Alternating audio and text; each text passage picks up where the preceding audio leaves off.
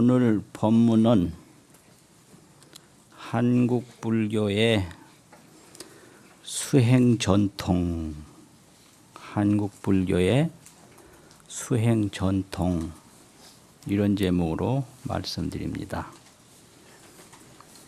수행이라고 하면 설명할 수가 없습니다.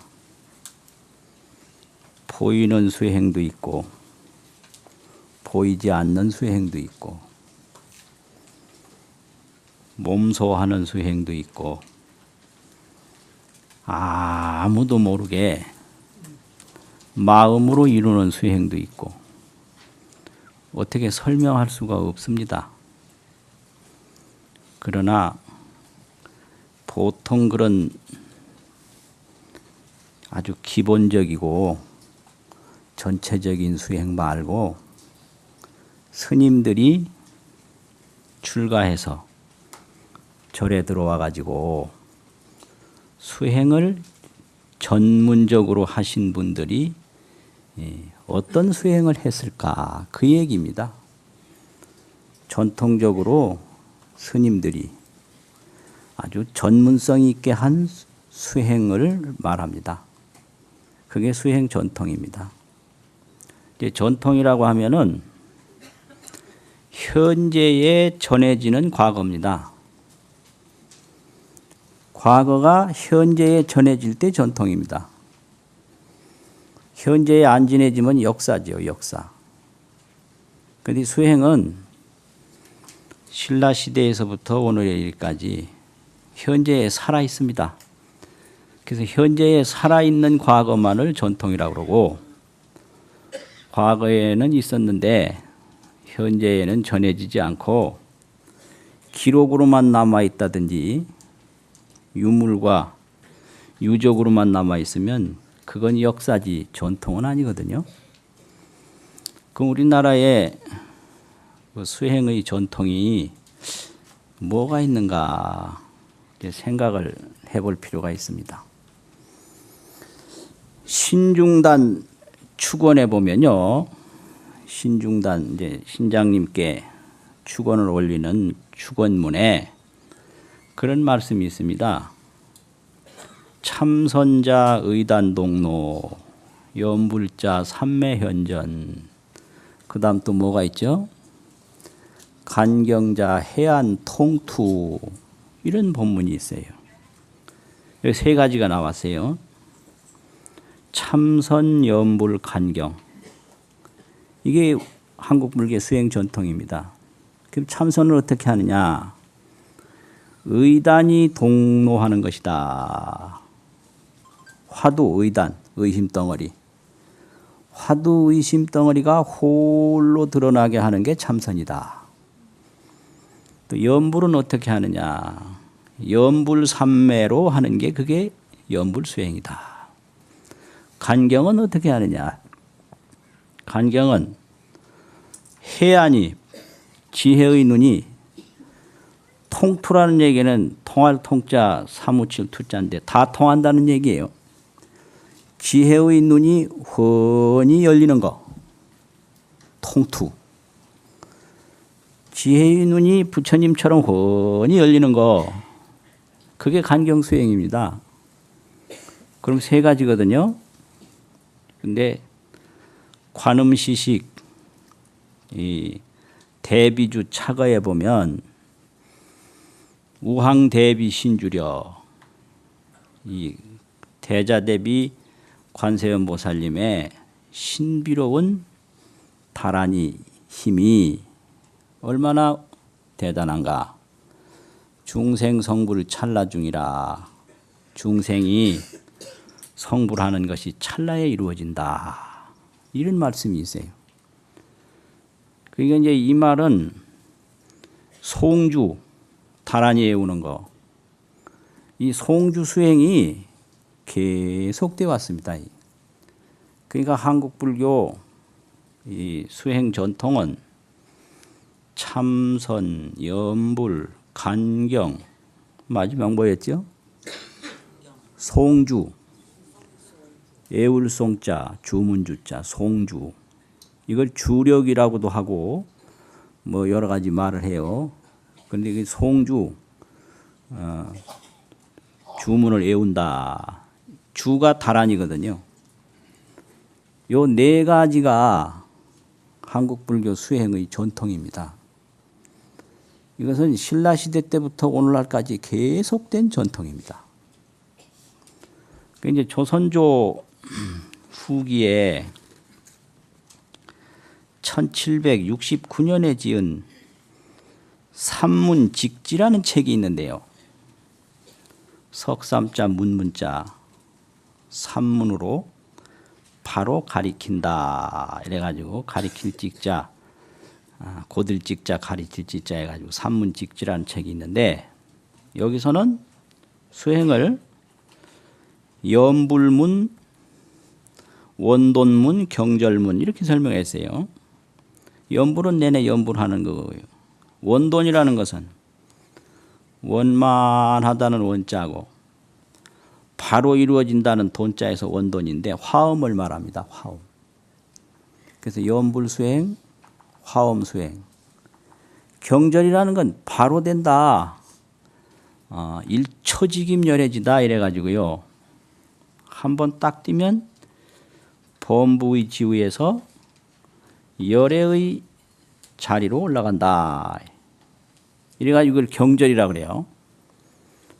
바르다는 바를 경자고 딱 끊어질 절자. 그 중간에 과정이 없습니다. 경절이라는 건 바로 딱 떼면 되는 거예요. 그게 이제 참선입니다.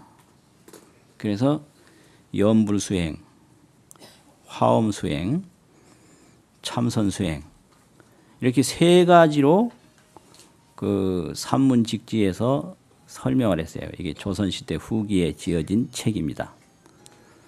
그리고 그 나머지 주력 송주는 누구나 아침 저녁으로 일상적으로 하는 수행이 이게 송주 수행입니다. 그러니까 그 책에서도 이제 송주 다란이 외우는 거, 경 보는 거, 화엄이라는 게 내내 원돈이라. 이게 이제 화엄인데 화엄 속에는 전체가 다 들어가거든요. 그래서 경 보는 수행, 이렇게 참선하는 수행, 염불하는 수행 역시 네 가지를 얘기를 했고요. 서산 스님 하면 언제 스님이죠? 서산 스님. 네. 그 한국 7년 전쟁이라고 임난 전에 태어나셔가지고요. 임난 후에까지 사셨는데 연세가 85세를 그 당시 사셨어요. 그 당시로 보면 굉장히 오래 사신 겁니다. 서기로 1520년에 태어나서 서기로 1604년에 돌아가셨어요. 조선 중기에 태어나서 조선 후기에 돌아가셨는데 그분께서 그 당신의 제자 동호선자라고 하는 제자가 있었는데요. 동호선자에게 보내는 글이 있는데 그게 서산집이 7권짜리가 있고 4권짜리가 있고 2권짜리가 있는데 4권본에 참고한 겁니다. 다 내용은 비슷한데요.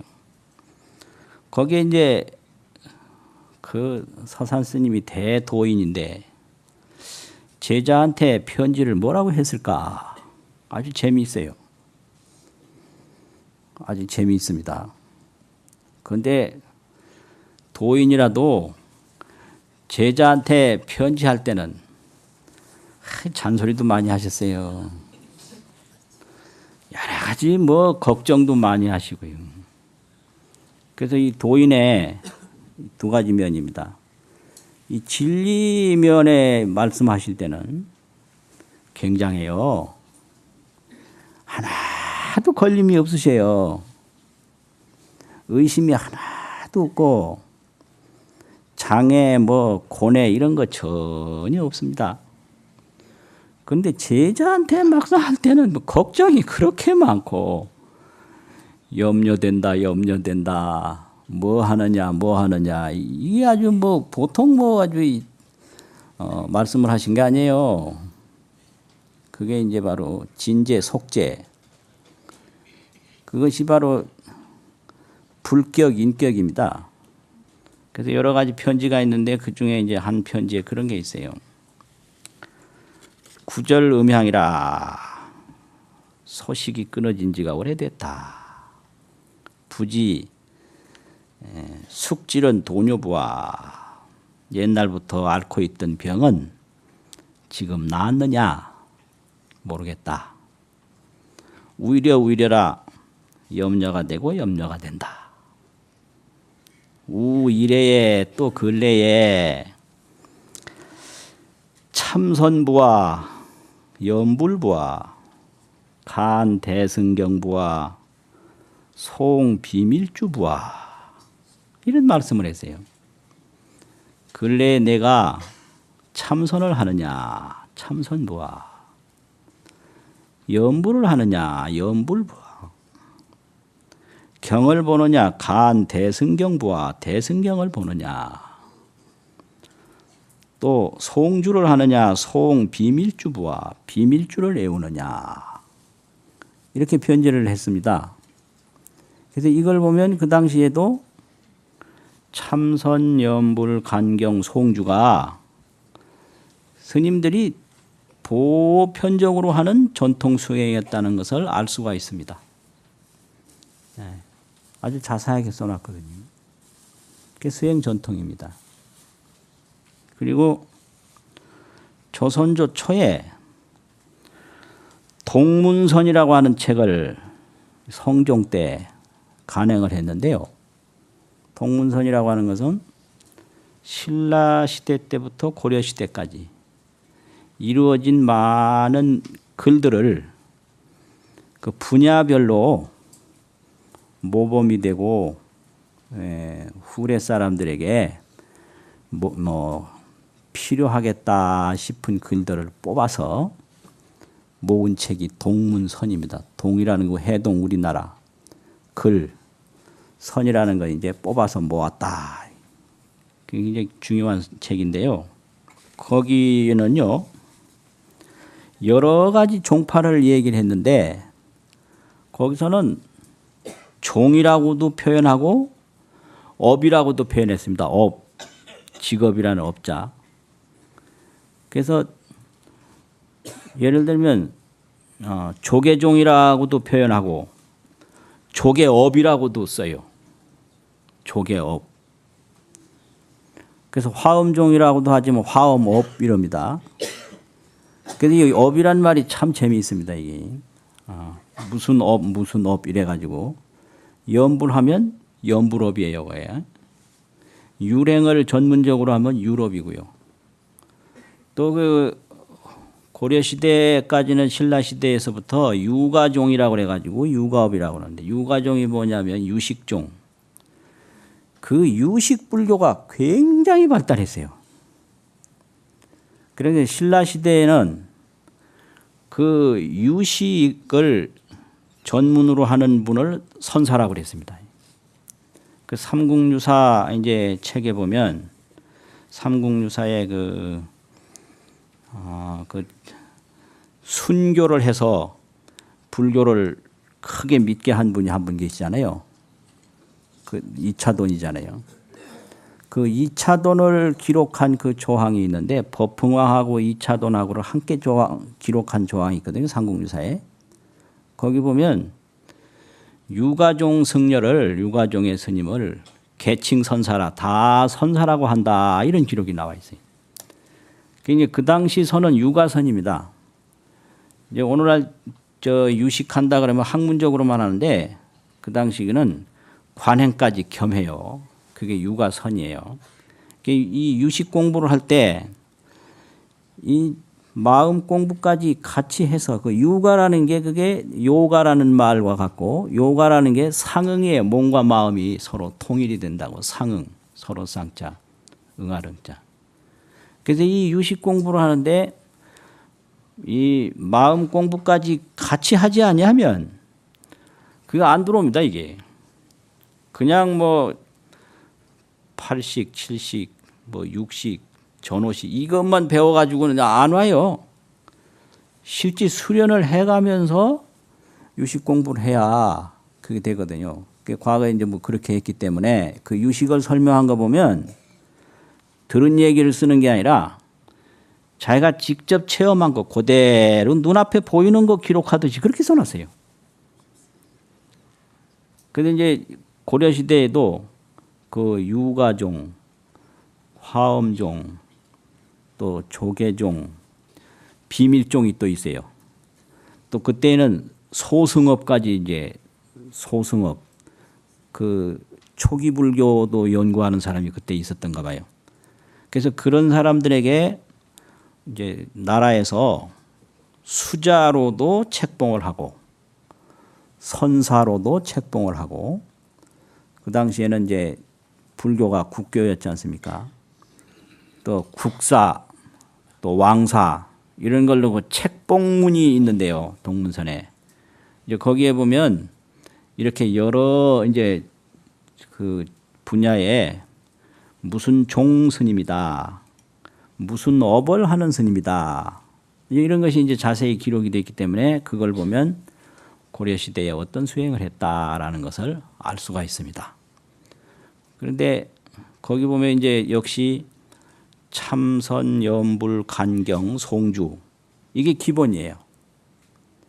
기본이고 이곳은 제가 직접 가본 데인데요. 직접 가본 데인데 경상북도 칠곡군 북산면이라고 하는데 가면 칠곡군 북산면에 가면 선봉사지가 있고요. 지금 암자조만한 암자가 있는데 선봉사가 있던 곳인데 산속인데 그게 1132년경에 세운 걸로 추정되는 의천 대각국사 비가 있습니다. 거기 의천 대각국사 비가 있는데 거기 보면 그 비 앞면에는 그런 말이 없는데 그 비 뒷면에 보면 그걸 음기라고 그러거든요. 뒤에 기록한 길을 그 음기에 뭔 말이 있느냐면 그런 말이 있어요. 여선국초 대행 조계 화엄유가 계범체 등 세의지 사대업이라 이렇게 이제 기록이 되어 있는데 이걸 이제 해석을 해보면 그 당시 이제 대각국사가 천태종을 열었어요. 천태종을 열었는데 천태종을 열기 전부터 국선 여선국초 저 선대시대 고려국 처음서부터 대행이라 크게 실행되던 조계, 화엄, 유가로 더불어 천태종이 그 법도가 같다. 이런 기록이 있어요.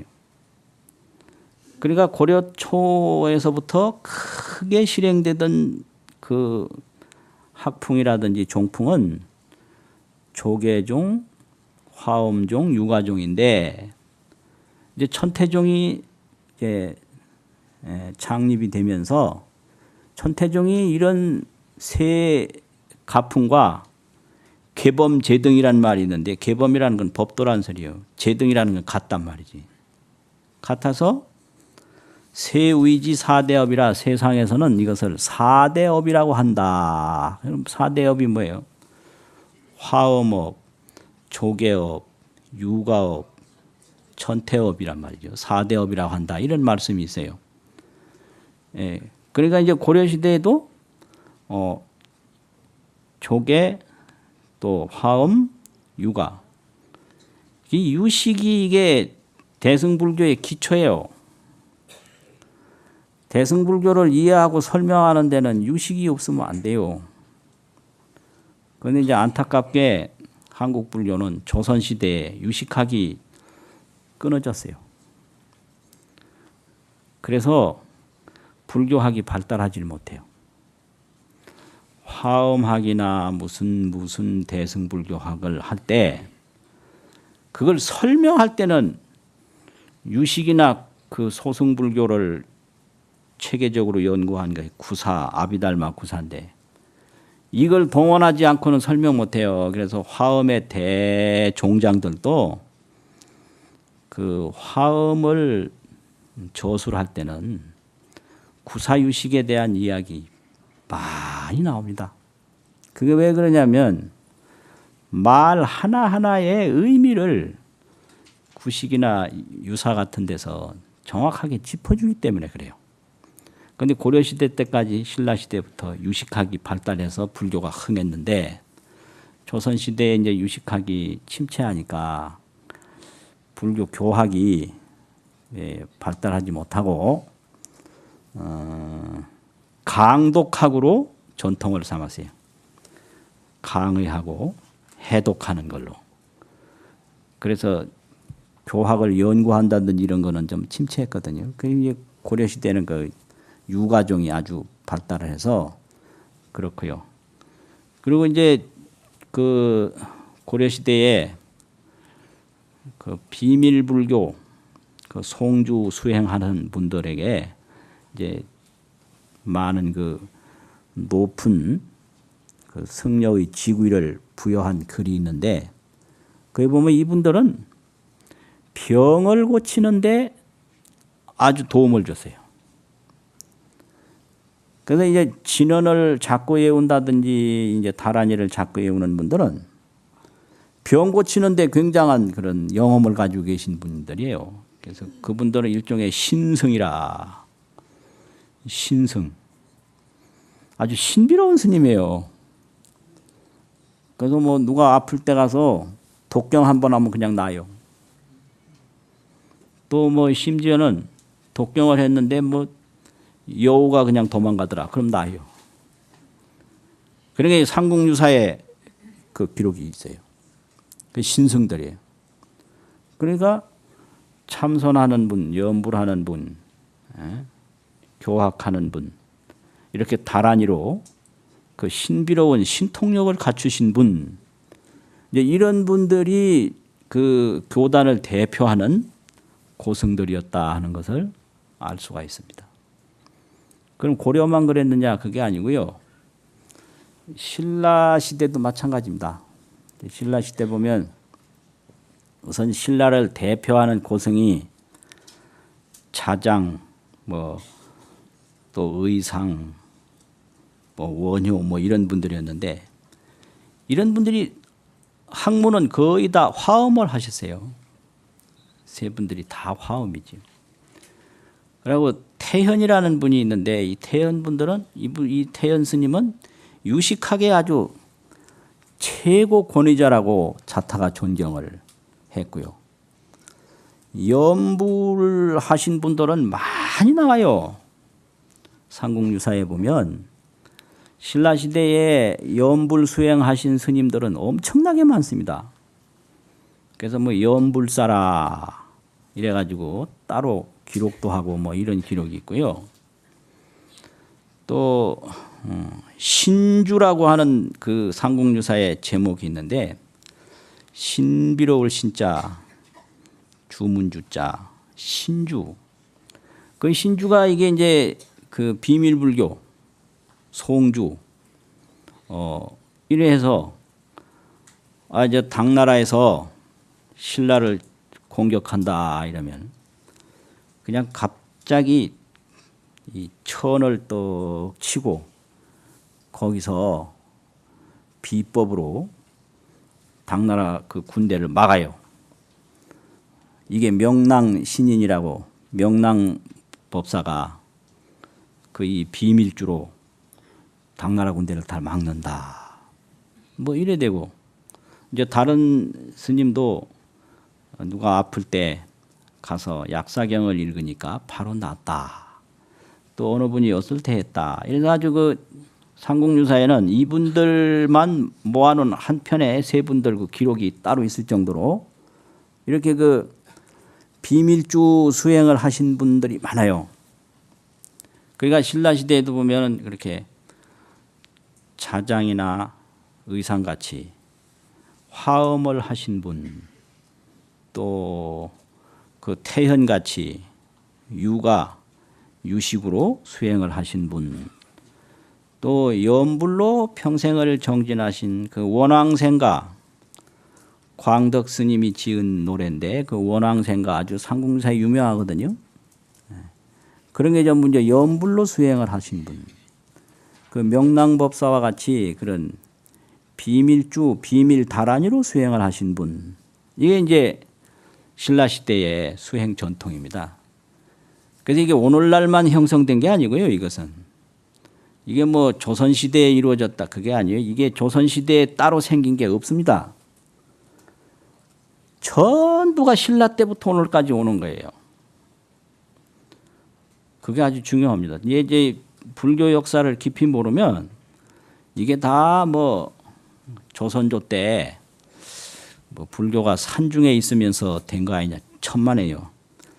신라 시대에 있던 게 그대로 고려의 전통이 되고 또 그게 또 조선의 전통이 되고 오늘날의 전통이에요. 이 종교의 이런 게요 좀처럼 안 바뀝니다. 이게 안 바뀌어요. 그래서 전통이라고 하는 것은 현재에 살아있는 과거예요. 현재에 살아있지 않으면 전통이 안 됩니다. 그건 하나의 역사일 뿐이죠. 그래서 역사와 전통은 다르거든요. 그래서 이런 그 신라 시대의 그 수행 방법이 오늘날까지 쭉 내려와서 그 아까 얘기했죠. 참선, 연불, 간경, 송주가 오늘날까지도 전문 수행을 하는 아주 대표적인 방법이다. 이걸 이제 알 수가 있습니다. 자, 그러면 이 수행을 왜 하는 건가 도대체요? 그 연불을 목적으로 하나? 세상에 할 일도 많은데 왜 연불만 하겠어요? 그 간경이 목적인가? 그 세상에 볼 것도 많은데 왜 경만 보겠습니까? 그게 목적이 아니에요. 그게 경을 보는 것도요. 경은 거울입니다. 이 성교로의 명경하야 조견자심하고 이 자심으로의 지등하야 조경유지라. 청량스님 법문인데 성교, 성인의 가르침. 성인의 가르침으로 명경을 삼아요. 밝은 거울을 삼아서요. 그럼 성인의 가르침이 밝은 거울인데 뭘 보나? 조견 자심이에요. 내 마음을 떡 비춰보는 거예요. 또 이 자심으로의 지등이라 자기 마음으로 지혜 등불을 삼아서 조경유지라 경의 깊은 뜻을 또 비춰본다. 경은 명경입니다. 이 성교로의 명경이에요. 그럼 경은 거울이다. 그럼 거울한테 갑니다. 이렇게 가서 봅니다. 그럼 뭐가 보입니까? 자기 보는 거예요. 그래서 경 보는 게 나를 보는 겁니다. 거울 보는 게 나를 보는 겁니다. 그 말씀 맞죠? 거울 가서 살피는 게 아니에요. 나 보러 가는 거예요. 내가 나 보러 거울로 가지 거울 연구하러 거울 가는 게 아닙니다. 그러니까 경을 열심히 본다는 건 내가 나를 찾는 거예요. 참선 마찬가지예요. 내가 나를 깨닫는 길이에요. 마찬가지입니다. 연불 마찬가지예요. 내가 나를 부르는 거거든요. 아미타불이 바로 납니다. 나. 또 주령 마찬가지예요. 내가 나를 찾는 길이다 이 말이죠. 그래가지고 중생성불이 찰나중이라. 이게 송주공덕입니다. 이게 중생이 성불하는 게 찰나 가운데 이루어진다. 성문의문 같은 데는 잘 없지만은 적신성불이라는 말이 있어요. 적신이라는 건 이 몸 그대로 곧 이 몸으로 성불한다. 이게 그 송주하는 밀교에서 아주 주장하는 말입니다.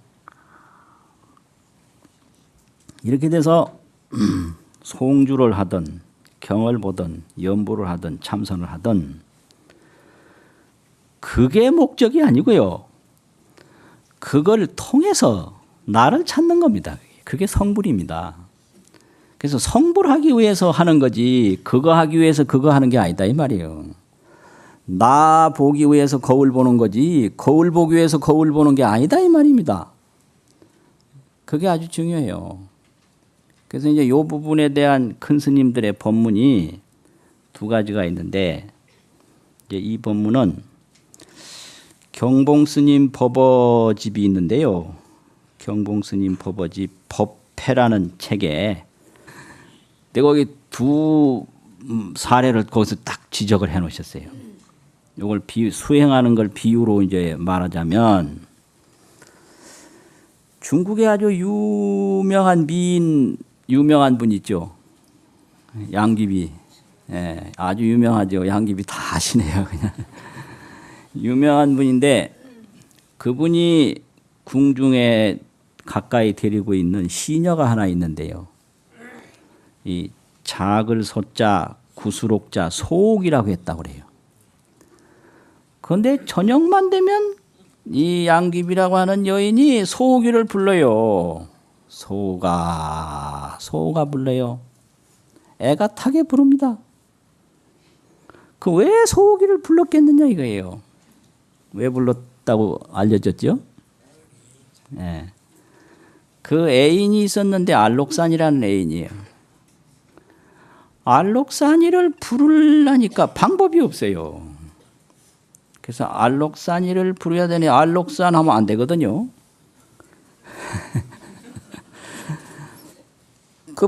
그 부르는 건 알록산을 부르는데 알록산 이름을 부르면 안 됩니다. 궁에서가 안 되거든요. 그러니까 소옥이를 부르는 거예요. 그럼 소옥이를 부르면 알록산이 그 소옥이 부르는 소리를 듣고 궁으로 들어가는 거예요. 그 여기에 대한 이제 시가 있는데 그 경봉스님 법어집에 있습니다. 빈호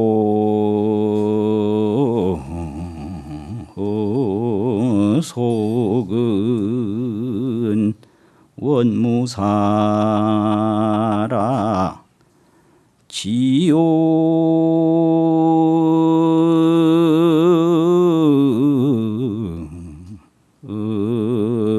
달랑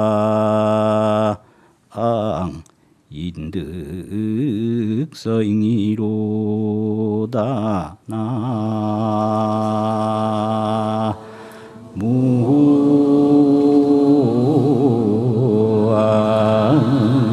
무아임이 답을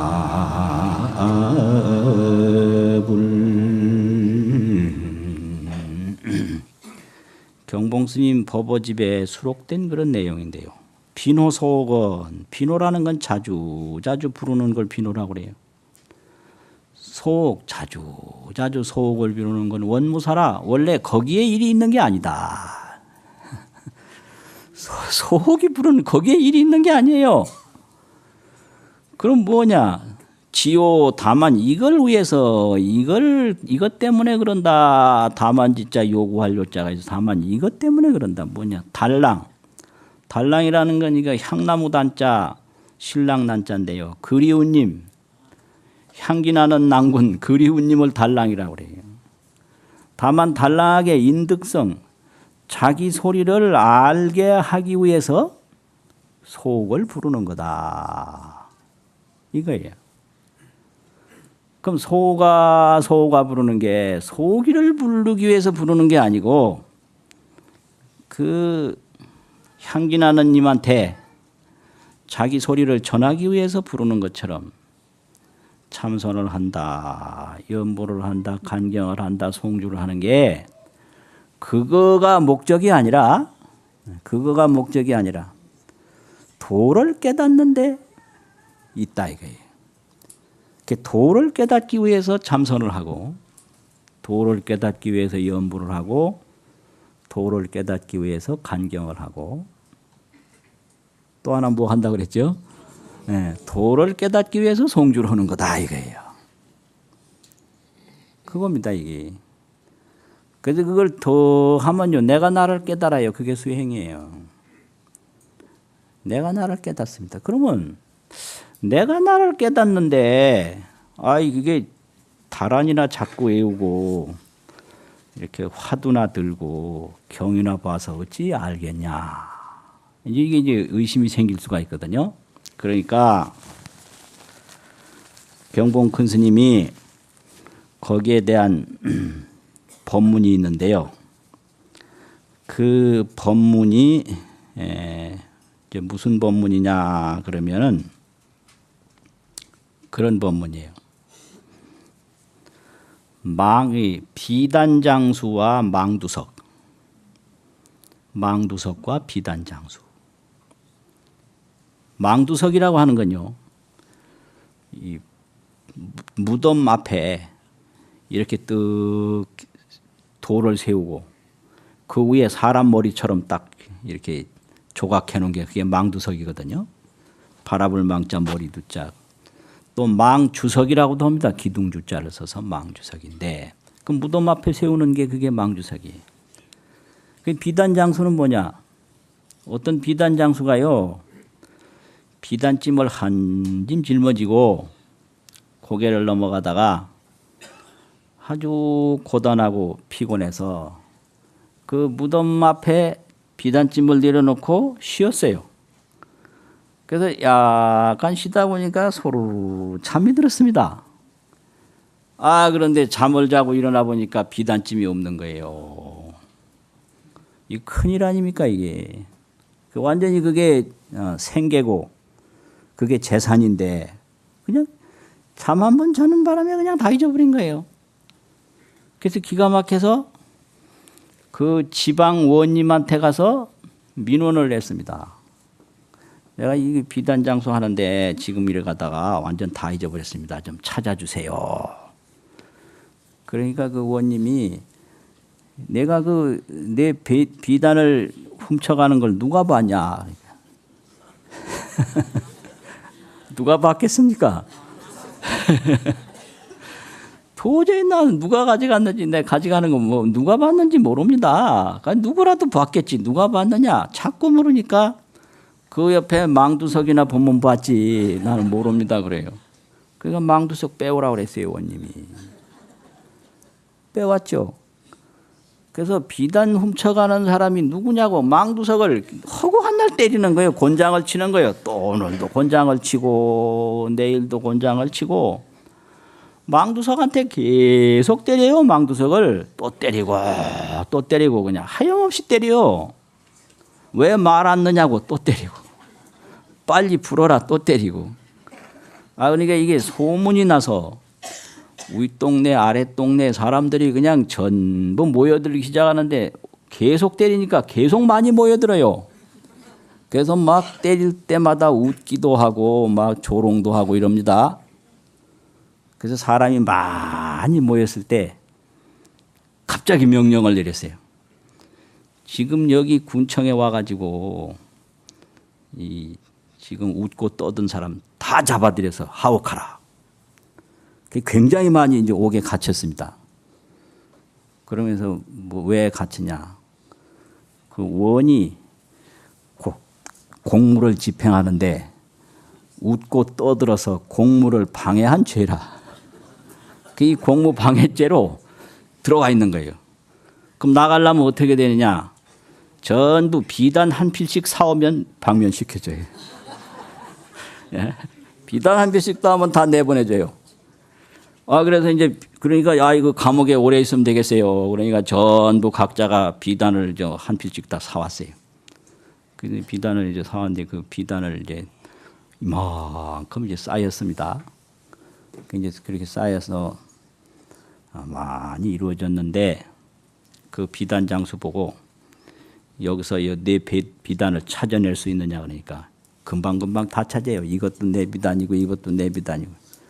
그 비단 비친 사람 거기 이제 이름 성명이 거기 있으니까 찾아가서 너 비단 어디서 샀냐? 어디서 샀다네. 금방 잡았어요. 네. 금방 잡아낸 거예요. 그래서 이제 경봉스님 법문에 처음에 이 비단 훔쳐간 사람을 잡는데 망두석에 곤장 때려서가 도저히 찾을 수가 없을 것 같는데 망두석 갖다 놓고 곤장을 계속 치니까 거기서 그냥 비단장 그 비단 훔쳐간 사람을 바로 찾았다 이 말이에요. 이런 겁니다 이게. 이런 거예요. 그래서 이 선이라는 게 바로 이거다. 내가 나를 찾는데 개에게 불성이 있는가 없는가. 뜰 앞에 잣나무다. 이거 해가지고 나 찾을 것 같이 하는데 내가 나를 찾는데 경봐가지고 나를 찾는다. 뭐 다란이 외워서 나를 찾는다. 염불해서 나를 찾는다. 도저히 이거는 안 될 것 같는데 해보면 되거든요. 이거 비단 훔쳐간 사람을 붙잡는데 그 망두석 빼다 놓고 곤장 쳐가지고 거기서 그거 찾는다는 게 있을 수나 있는 일이요. 됐거든. 이게 바로 선이다. 이렇게 설명을 해요. 예, 이게 바로 수행이다 이거예요. 이게 수행이다. 그리고 수행이라고 하는 것은 산에 올라가는 것 같다. 산에 왜 올라갈까요? 그 산에 올라가기 위해서 산에 올라가는 게 아니고요. 멀리 바라보기 위해서 산에 올라갑니다. 멀리 바라보기 위해서요. 그래서 수행이라고 하는 것은 그걸 하는 것이 목적이 아니라 그걸 통해서 자기를 찾으니까 그게 수행입니다. 산에 올라가면 올라가는 것만큼 멀리 봅니다. 그게. 그리고 수행이라고 하는 것은 자기 집에서 자기 집 찾는 거다. 자기 집에서 자기 집 찾는 거다. 왜 자기 집에서 자기 집을 찾나? 자기 집에 있으면서 그냥 갑자기 이 집이 내 집이 아니라는 생각이 들어버렸어요. 그러니까 자기 집에서 맨날 내 집에 가자, 내 집에 가자 이래요. 그 노인들 이제 돌아가실 때쯤 되면 이런 분 많습니다. 우리 집에 가자고 그럽니다. 그럴 땐 노인을 모시고 밖으로 나가야 됩니다. 노인하고 같이 싸우면 절대 안 돼요. 그래 가시자고. 그래서 저 마당을 한 바퀴 이제 삥 돌아서 당신 방에 오면 여기가 내 집이구나 알아요. 이게 수행입니다 이게. 가다 보면 자기 자리로 오는 거예요. 그래서 자기 집에서 자기 집이 아니라는 생각이 들기 이전으로 돌아가는 거거든요. 그게 수행이에요. 그러니까 이렇게 열심히 하면 됩니다. 그래서 이게 뭐냐? 한마디로 말해서 지혜로 돌아가는 겁니다. 지혜. 이 중생이 무슨 죄 하지만 어리석은 죄가 가장 큰 죄입니다. 그래서 거기에 대한 개송이 하나 있습니다. 등하의 견화 부지화라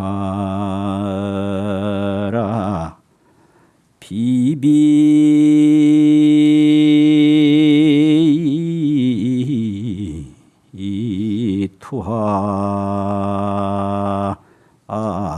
실상명이로다 나 무아의미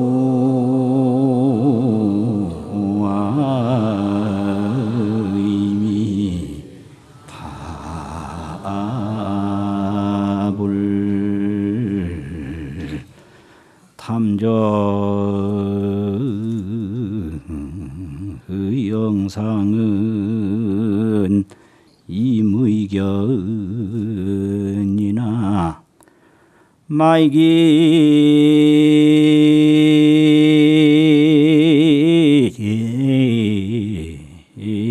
수조 천신물이니라 나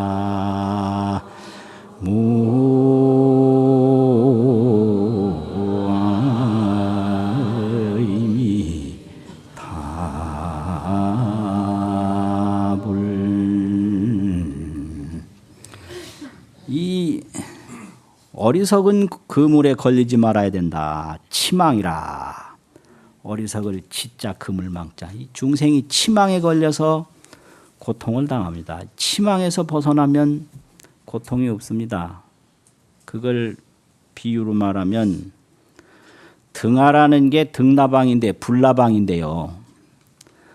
불나방이 견화하고 불을 보고 부지화라 불인 줄을 모른다. 불납이 불나방이요. 불 딱 보고 불인 줄 알면 거기 안 들어갑니다. 그냥 불인 줄 몰라요. 그래서 어떻게 되죠? 그게 문제예요. 그래서 비비투하라 나르고 날라서 불에 투하를 해버려. 불에 자기 몸을 던져버려요. 그래서 실상명이라 다 목숨을 잃어버려요. 그러니까 담저 영상은 임의견이나 달리 말하면 사람이 연못에 가서 연못 속을 이렇게 내려다보면 그림자가 보입니다. 그 누구 그림자일까요? 자기 그림자지요. 그 연못 속에 비친 자기 그림자는 임의로 마음대로 보라 이거예요. 임의견이나. 어떻게 해야 되느냐. 막입 수중 전신몰입니다. 그 연못 물속에 들어가서 전신을 그 물속에 빠뜨리지는 말아라. 이게 그 어리석음을 경계하고 지혜를 닦아야 한다는 개성입니다. 그래서 이제 오늘 본문은 이렇게 한국 불교의 수행 전통에 대해서 말씀드렸고요. 그 수행의 목적은 어리석음을 여의고 지혜를 얻는 것이다 하는 말씀을 드렸습니다. 마치겠습니다.